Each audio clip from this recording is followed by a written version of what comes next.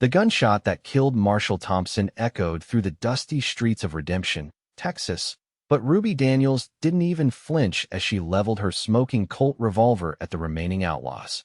Blood trickled from a gash on her cheek, and her once fine dress was torn and smeared with dirt, but the fire in her eyes burned brighter than ever. It was 1876, and the West had never seen a woman quite like her. "Drop your weapons, boys," Ruby commanded, her voice steady despite the circumstances, "unless you're eager to join your friend in hell." The three remaining men exchanged nervous glances. Their leader, a notorious bandit named Jeremiah Pike, narrowed his eyes at the woman who'd just killed his best gunman. "You killed Thompson," Pike growled in disbelief. "Ain't no lady I ever met shoots like that." Ruby's lips curved into a cold smile. "I'm no lady." From the shadows of the saloon doorway, a tall figure emerged, spurs jingling with each deliberate step. Grady Quinn stood 6'3", with shoulders broad from years of ranch work and eyes the color of a summer sky. His reputation as the fastest gun in 3 counties was well-earned, but he preferred working cattle on his spread outside of town to wearing a badge. "Then be mine," he said, his own Colt drawn and aimed at Pike's chest, "and that'll be enough." Pike spat on the ground. "Quinn, should have known you'd show up to protect your precious town." "Last chance to surrender," Grady replied, his stance relaxed but his eyes alert. "The marshal might be dead, but I reckon the good folks of Redemption won't take kindly to more bloodshed on Main Street." When Pike's hand twitched toward his gun, both Ruby and Grady fired. Pike collapsed in the dirt, his final expression one of shock. His remaining men dropped their weapons instantly. As the townsfolk emerged from their hiding places to secure the outlaws, Grady turned to Ruby, really seeing her for the first time. Hair the color of chestnuts tumbled from what had once been an elegant updo. Despite the dirt and blood, there was no denying her beauty or the skill with which she'd handled her firearm. "I've never seen shooting like that from anyone, let alone he caught himself before saying woman. "A lady?" Ruby finished for him with a raised eyebrow. "I told you, I'm no lady. And I meant what I said," Grady replied, holstering his weapon. "But perhaps proper introductions should come before proposals." Ruby brushed dust from her ruined skirts. "Ruby Daniels. Grady Quinn." He tipped his hat. "And I believe we have some outlaws to escort to the jail before we continue this conversation." As they walked side by side down the street, neither knew that this moment would change both their lives forever. Ruby had arrived in Redemption just 3 days earlier on the afternoon stage, carrying nothing but a small carpet bag and a hidden Colt revolver.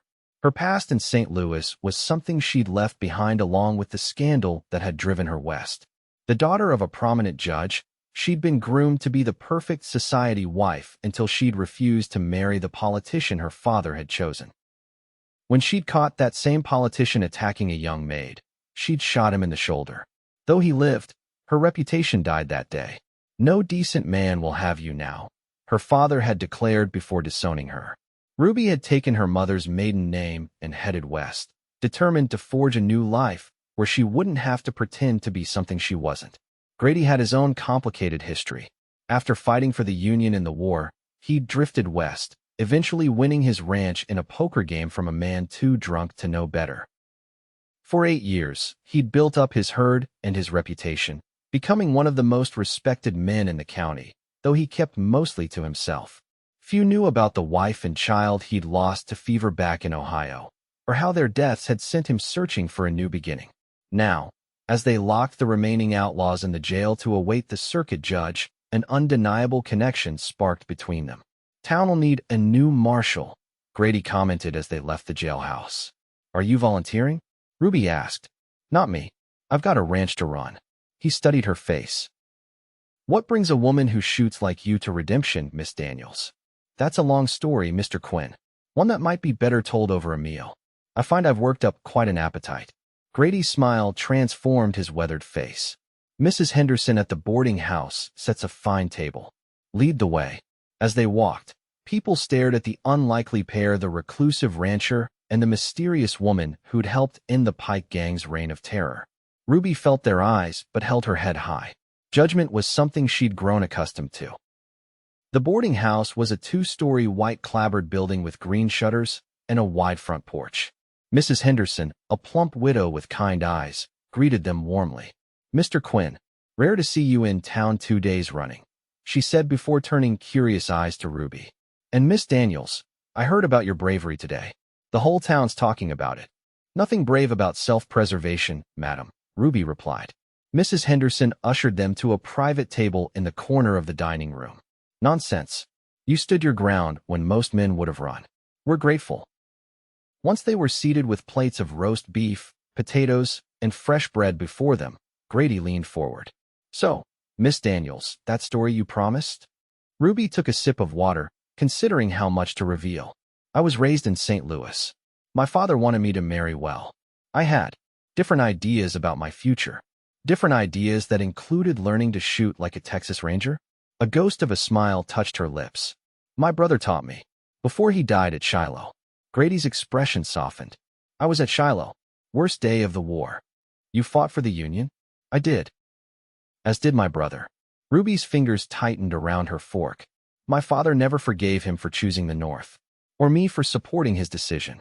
"The war left deep wounds," Grady observed. "Some still haven't healed. Some never will." Ruby met his gaze directly. "I shot a man in St. Louis. A state senator. He lived, but my reputation didn't." If she expected shock or judgment, Grady disappointed her. "Did he deserve it?" "Yes." "Then I reckon that's all that matters." He cut into his beef. "Out here, people care more about what you do than what you've done." "Is that why you came west? To escape your past?" Grady's eyes clouded briefly. "Partly. Lost my wife and daughter to fever in '67. Couldn't stay in a place filled with ghosts." Ruby nodded, understanding completely. "And now you have your ranch. The Double Q. Nothing fancy, but it's mine. 500 acres, 200 head of cattle, and the prettiest stretch of the Brazos running through it. Sounds peaceful. Usually is. Until town trouble like today pulls me in." He studied her. "What are your plans, Miss Daniels? Redemption's hardly the center of civilization." Ruby pushed her plate away, suddenly thoughtful. "Truthfully, I hadn't planned beyond getting away from St. Louis. I have some money saved. Enough to start fresh somewhere. Redemption could use someone with your talents," Grady suggested. "As what? The lady marshal?" She laughed softly. "Why not? You've already proven you can handle trouble." Before Ruby could respond, the door to the boarding house burst open and a young boy rushed in, his eyes wild with urgency. "Mr. Quinn, there's a message from your ranch. Your foreman says there's trouble. Rustlers hit the north pasture. Took near 20 head and shot 2 of your men." Grady was on his feet instantly. "Are Williams and Castro alive?" "Yes, sir, but Castro's bad hurt. Doc Wilson's headed out there now." Grady threw money on the table, more than enough to cover both meals. "I've got to go." He turned to Ruby, hesitating. "I know we just met, Miss Daniels, but go," she said firmly. "Your men need you." He nodded, already moving toward the door when he paused and looked back. This conversation isn't finished.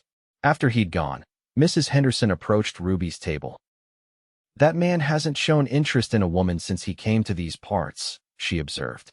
"You must be something special, Miss Daniels." Ruby smiled faintly. "Or perhaps just something new." "New doesn't turn his head. Believe me, plenty have tried." Mrs. Henderson cleared the dishes. "Will you be staying in Redemption?" Ruby gazed out the window at the dusty Main Street.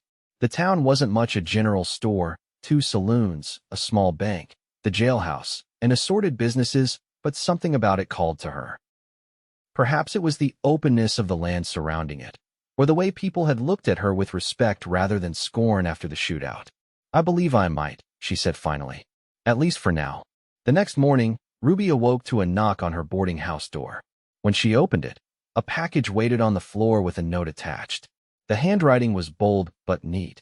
"Miss Daniels had to track the rustlers. Might be gone a few days. Thought you could use these while you decide whether our town suits you. GQ."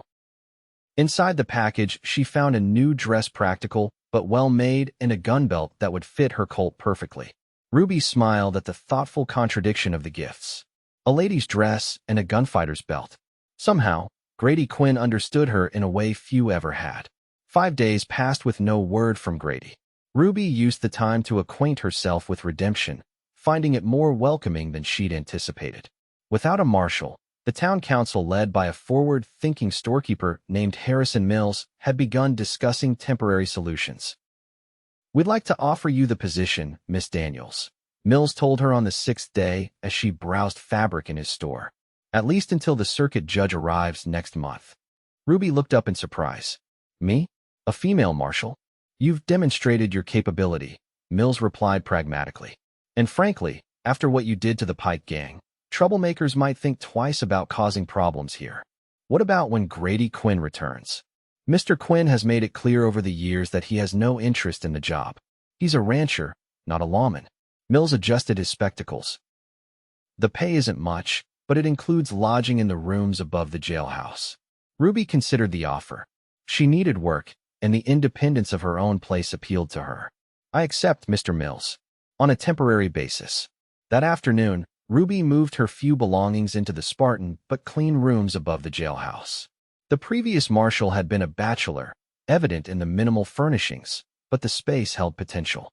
She pinned her new badge to the dress Grady had given her and went downstairs to check on the remaining Pike gang members. "A lady marshal?" One of them scoffed when she brought their evening meal. "Now I've seen everything." "I'm no lady," Ruby corrected him coolly. "And you do well to remember that I'm the one with the keys to your cell and the authority to make your stay comfortable or miserable." The outlaw fell silent, watching her with newfound respect. On her 8th day as marshal, Ruby was making her evening rounds when a commotion at the edge of town caught her attention. Riders were approaching, 5 of them, leading several horses loaded with what appeared to be bodies. Her hand went instinctively to her Colt until she recognized Grady's tall figure at the lead. She hurried to meet them, her heart inexplicably racing. "Quinn," she called as they drew closer. He spotted her, exhaustion evident in every line of his body, but his face brightened. "Marshal Daniels? Now there's a welcome sight." "Caught the rustlers," one of his men volunteered. "4 dead, 3 trussed up like Thanksgiving turkeys on those horses back there." "They resisted," Grady explained, dismounting stiffly. Ruby noticed dried blood on his sleeve. "You're hurt." "Bullet grazed me." "Nothing serious." His eyes traveled to the badge on her dress. "Seems I've missed some developments." "Temporary appointment," she clarified, "until the circuit judge arrives." Grady nodded toward the bound men. "We've got 3 more for your jail, Marshal. Part of the same gang that hit my place. They've been terrorizing ranches across 3 counties." Ruby helped secure the prisoners, noting the way Grady's men deferred to her authority without question. When the rustlers were safely locked away, she turned to find Grady leaning against the jailhouse wall, watching her. "That wound needs tending," she said. "Is that an order, Marshal?" "Consider it a strong recommendation." She gestured toward the stairs. "I've got supplies upstairs." In her rooms, Ruby helped Grady remove his jacket and roll up his sleeve. The wound had stopped bleeding but looked angry and red around the edges. "You're lucky it's not infected," she murmured, cleaning it carefully. Grady winced, but made no sound. "How did you find the rustlers?" "Tracked them into Apache territory. Nearly caused an incident until I explained our purpose to Chief Naten. He actually helped us locate their camp." "You speak Apache. Enough to get by?" "I try to maintain good relations with the tribes around my land. Trade with them sometimes." He watched her bandage his arm with practiced movements. "You've done this before." "I nursed during the war. Volunteer work at the hospital in St. Louis." She secured the bandage. "There. Try not to use that arm too much for a few days." Grady flexed his fingers experimentally. "You're full of surprises, Ruby Daniels." It was the first time he'd used her given name, and something about the way it sounded in his deep voice made her pulse quicken. She busied herself putting away the medical supplies. "I hear you've made quite an impression on the town in my absence," he continued. "People are desperate if they're willing to accept a female marshal. Or perhaps they recognize quality when they see it." He stood, moving closer. "That dress suits you. Thank you for the gifts." They were thoughtful. "I'm a thoughtful man." His voice had dropped lower, and Ruby found herself acutely aware of his presence, the clean scent of him beneath the trail dust, the breadth of his shoulders, the intensity in his blue eyes. "Grady," she began, uncertain of what she even wanted to say. A sharp knock on the door interrupted the moment. "Marshal," a voice called urgently. "Telegraph just came through from Austin." U.S. Marshal's office is sending someone to transport the Pike gang to the federal prison. Ruby moved to the door, opening it to find the telegraph operator, young Tommy Wilson, clutching a yellow paper. When? Tomorrow's stage. There's more Judge Parker's moving up his circuit. He'll be here in 3 days instead of 3 weeks. Thank you, Tommy, Ruby said, taking the telegram. As the boy hurried away, she turned back to Grady. Looks like my tenure as marshal will be even shorter than anticipated. And then what will you do? Grady asked quietly. Ruby smoothed the telegram with her fingers, buying time. I'm not sure. Move on, perhaps. Or stay. It wasn't quite a question. Their eyes met, and Ruby felt something unfamiliar unfurl in her chest, a tentative hope she'd thought long extinguished. Why would I stay? She asked softly. Grady took a step forward. Because in just over a week, you've become important to this town. His voice dropped lower. And to me. Before Ruby could respond, another knock sounded more insistent this time. Marshal Daniels. It was Harrison Mills. I'm sorry to disturb you, but there's a situation at the Golden Nugget that requires your attention. Ruby sighed, reaching for her gun belt. Duty calls, it seems. Grady nodded, understanding in his eyes. I'll walk with you. 2 badges might calm things faster than 1. You're not a lawman, she reminded him. His lips quirked in a half-smile. No, but I am the biggest property owner in the county, and that carries some weight. The situation turned out to be a dispute between a cattle buyer from Chicago and a local rancher over a card game. Ruby's firm presence, backed by Grady's imposing figure, defused the tension before any blood was spilled. As they walked back toward the jailhouse under a canopy of stars, Grady asked, Have you thought about staying on as marshal permanently? The town would support you. A female marshal in 1876? The idea is preposterous. Not in Redemption. Not anymore. He stopped walking, turning to face her. This town needs someone like you, Ruby. Someone who sees justice clearly. And what about you, Grady Quinn? What do you need? In the silver moonlight, his expression was unguarded. For 11 years, I've needed nothing but my land and my solitude. Now I find myself needing something else entirely. Ruby's heart hammered against her ribs. And what might that be? You, he said simply. Your spirit. Your courage. Your company. You hardly know me. I know enough. He took her hand, his calloused fingers warm against hers. I know you're running from something, just as I was. I know you're fierce and capable and unlike any woman I've ever met. I'd like the chance to know more. Ruby looked down at their joined hands. I'm not what most would consider a proper match for a man of your standing. I don't recall asking for proper. His thumb traced circles on her palm. I recall saying that if you're no lady, then be mine, and that would be enough. The memory of those words, spoken in the heat of danger when they'd first met, brought a flush to Ruby's cheeks. You can't possibly have meant that as a genuine offer. Why not? Because men don't propose to women they've just met, especially not women who've just killed a man in front of them. Grady's laugh was low and warm. Perhaps not in St. Louis. Out here, we recognize value when we see it. His expression grew serious. I'm not proposing marriage, Ruby. Not yet. I'm proposing possibility. The distinction settled something in Ruby's chest. Possibility, she repeated. I think I could consider that. The next day brought the U.S. Marshal, a gruff, bearded man named Wallace, who seemed mildly amused to find Ruby wearing a badge. Heard about you all the way in Austin, he commented as she helped him process the prisoner's transfer. The lady marshal who took down the Pike gang.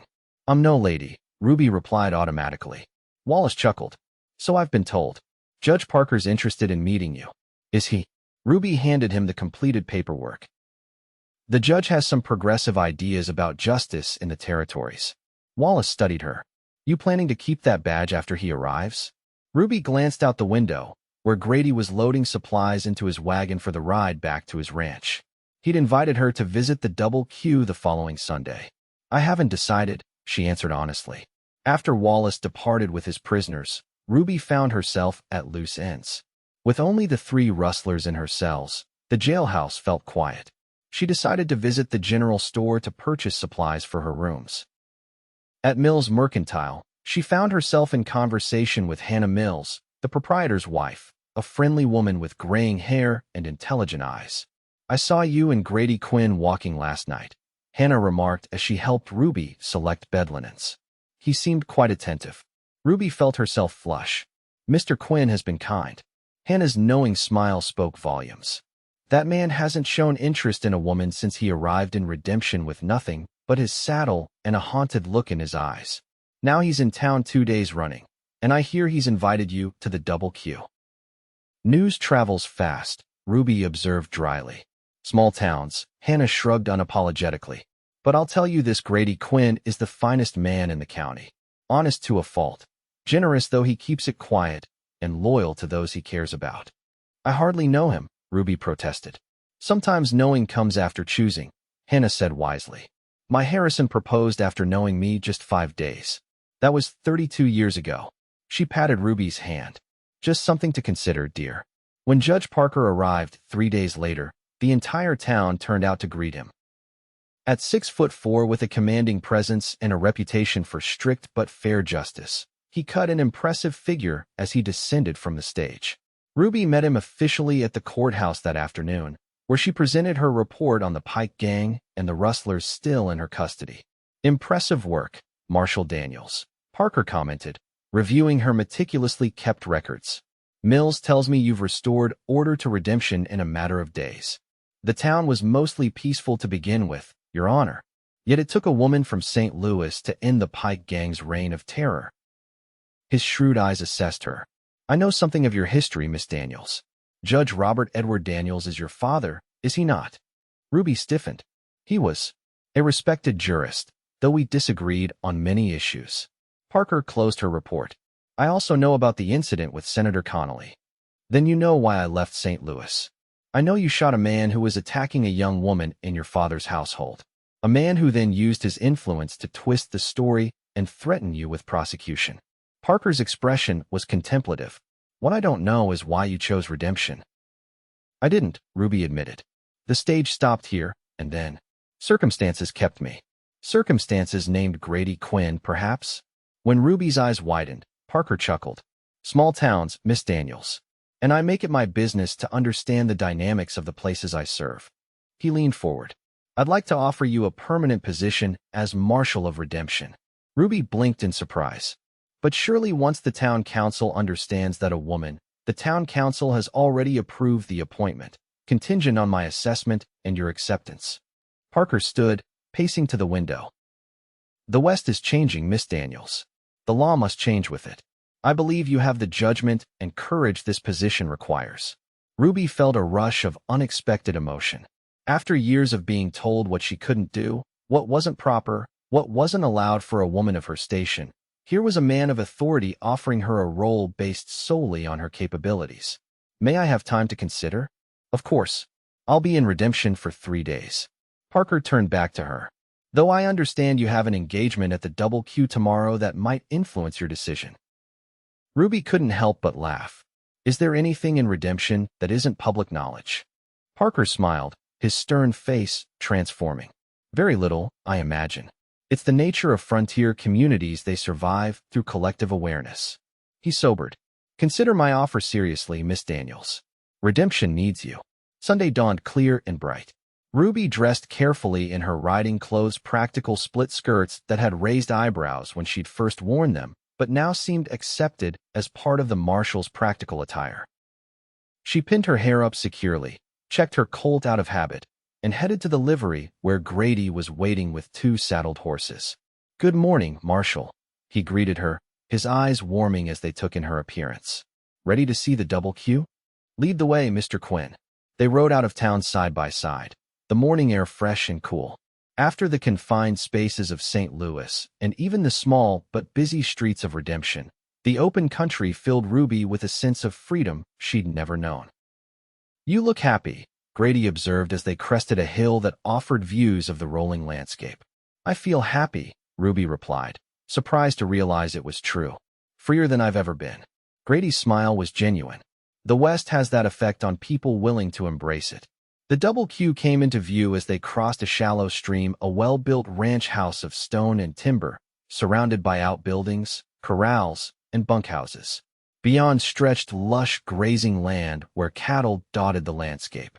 It's beautiful, Ruby said sincerely. Took years of work to get it this way. Pride was evident in Grady's voice.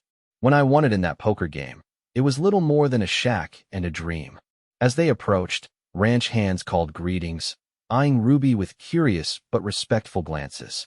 Grady's foreman, a weathered man named Davis, met them at the main house. "Everything quiet, boss," he reported.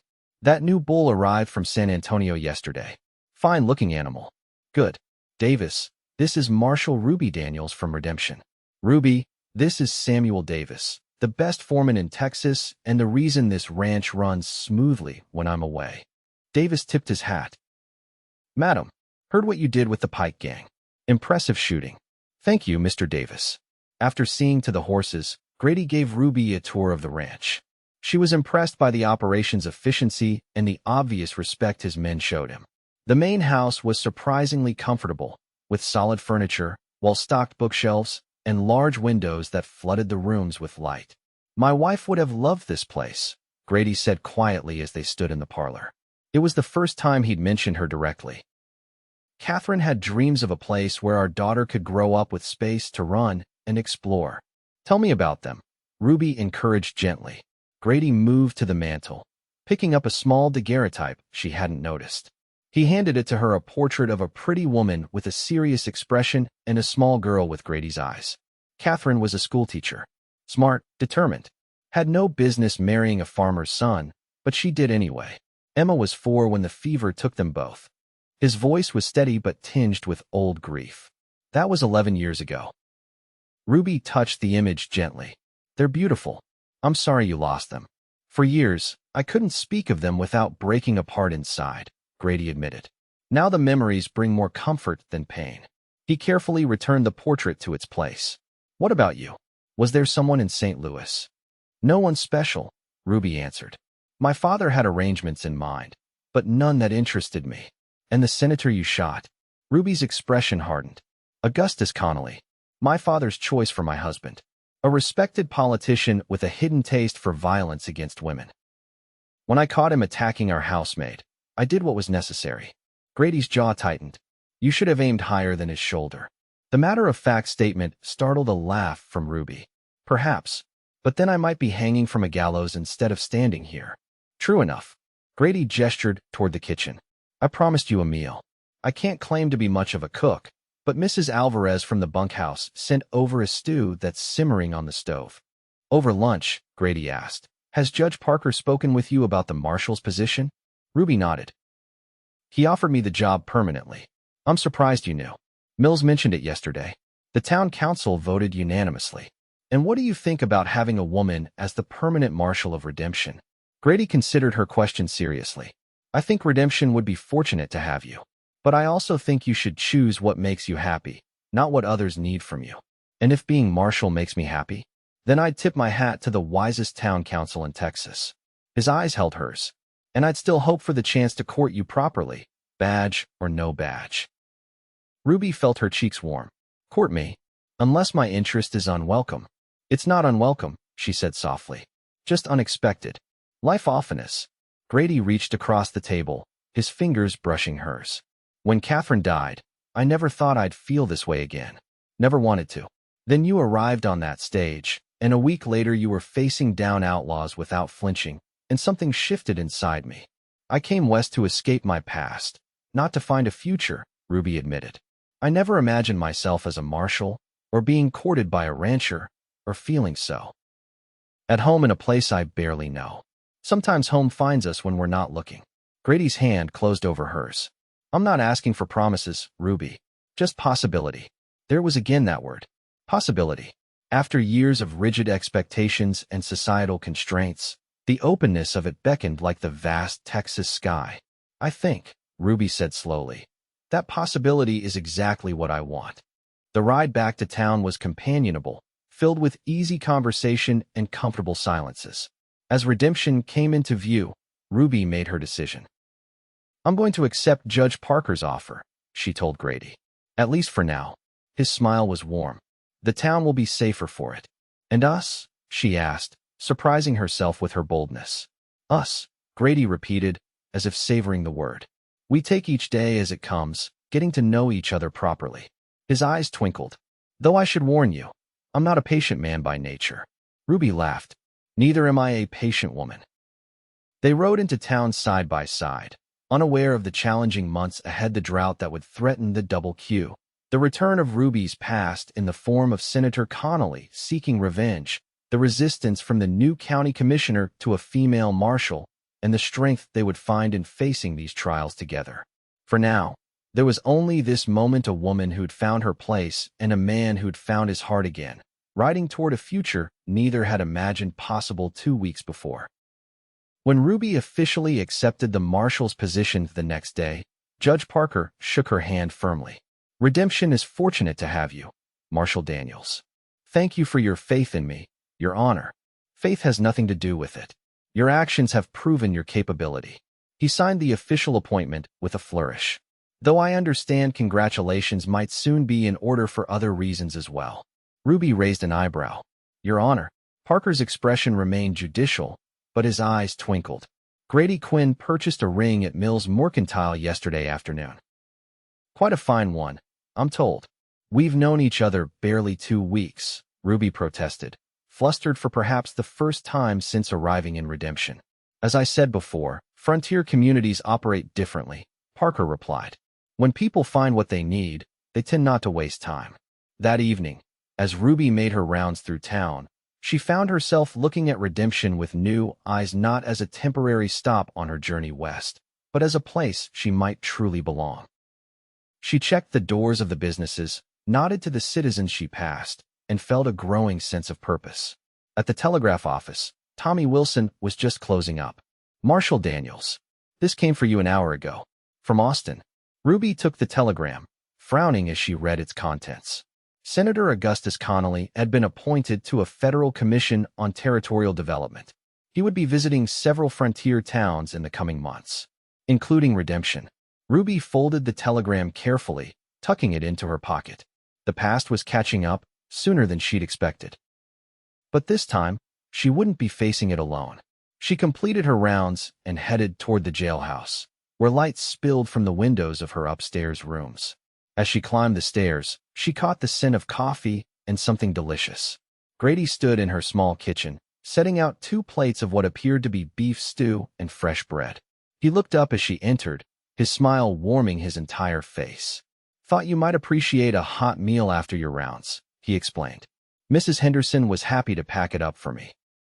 Ruby hung her hat on the hook by the door, suddenly aware of how domestic the scene felt and how right.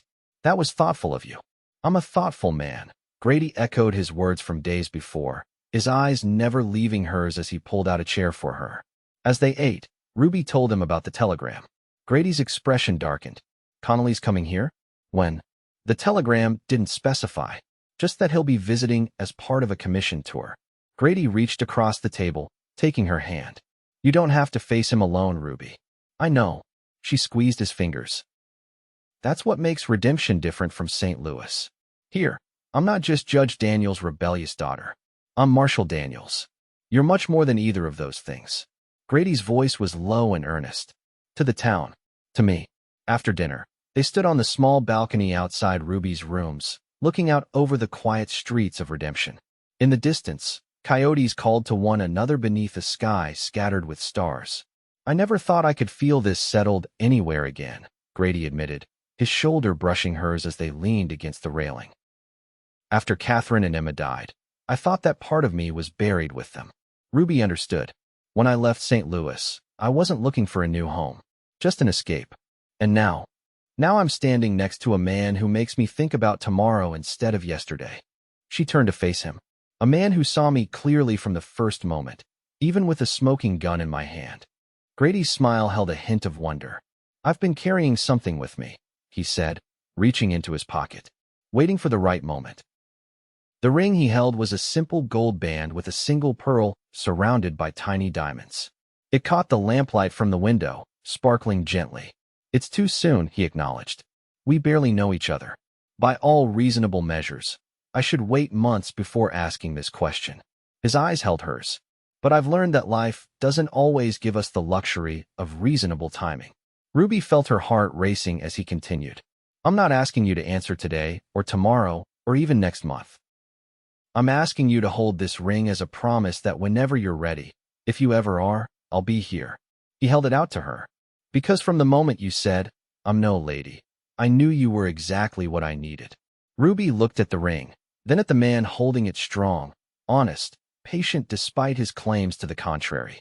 A man who understood her in ways no one in her previous life ever had. In St. Louis, ladies don't accept proposals from men they've known only 2 weeks, she said softly. "But you're not in St. Louis anymore," Grady reminded her. "And you're no lady." Ruby smiled, remembering his words from their first meeting. "Then be mine, and that'll be enough." "Always," Grady promised, sliding the ring onto her finger.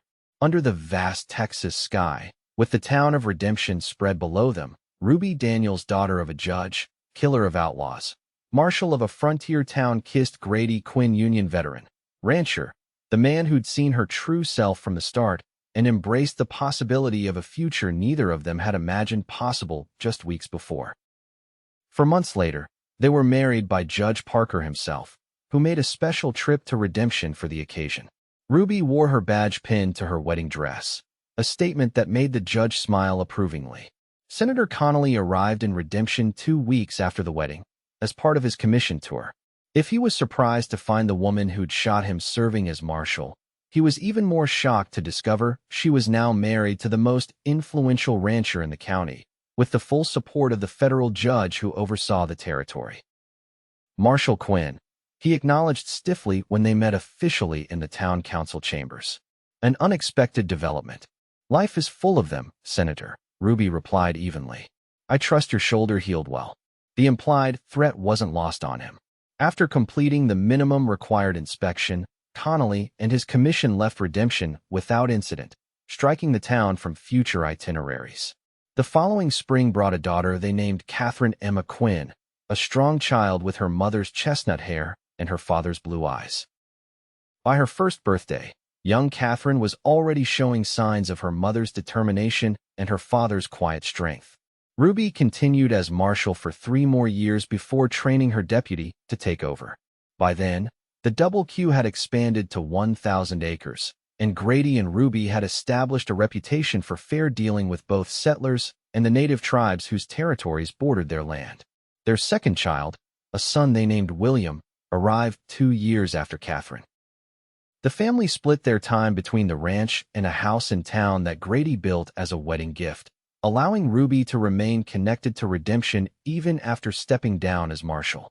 On their 5th wedding anniversary, Grady surprised Ruby with a special gift, a framed copy of her original marshal's appointment, signed by Judge Parker.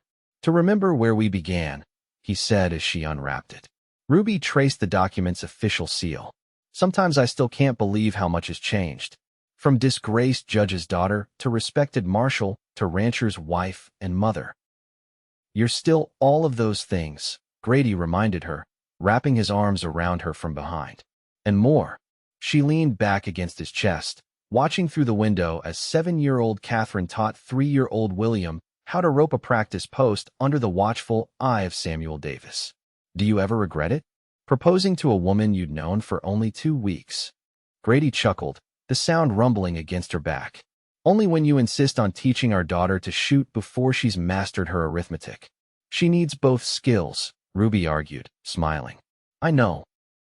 He turned her in his arms to face him. "Just as I needed you, even before I knew it. When you said, 'I'm no lady,' you freed something in me that had been locked away since I lost Catherine and Emma." Ruby reached up to touch his face, tracing the lines that 5 years of laughter had added around his eyes. "And when you said, 'Then be mine, and that'll be enough,' you gave me something I never thought I'd find, a place where I didn't have to pretend to be someone I wasn't."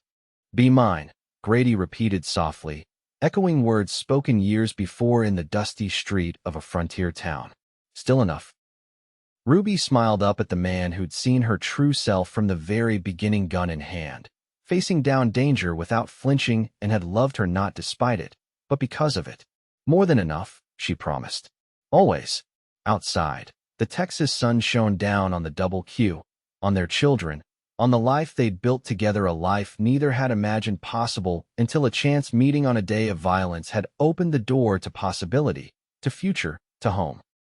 For Ruby Daniels Quinn, who had once fled west with nothing but a small carpetbag and a hidden Colt, redemption had proven true to its name. And for Grady Quinn, who had once believed his heart buried with his first family, it had offered exactly what its name promised, a second chance. Together, they had built something neither could have created alone: a family, a legacy, a love story as vast and enduring as the western sky above them.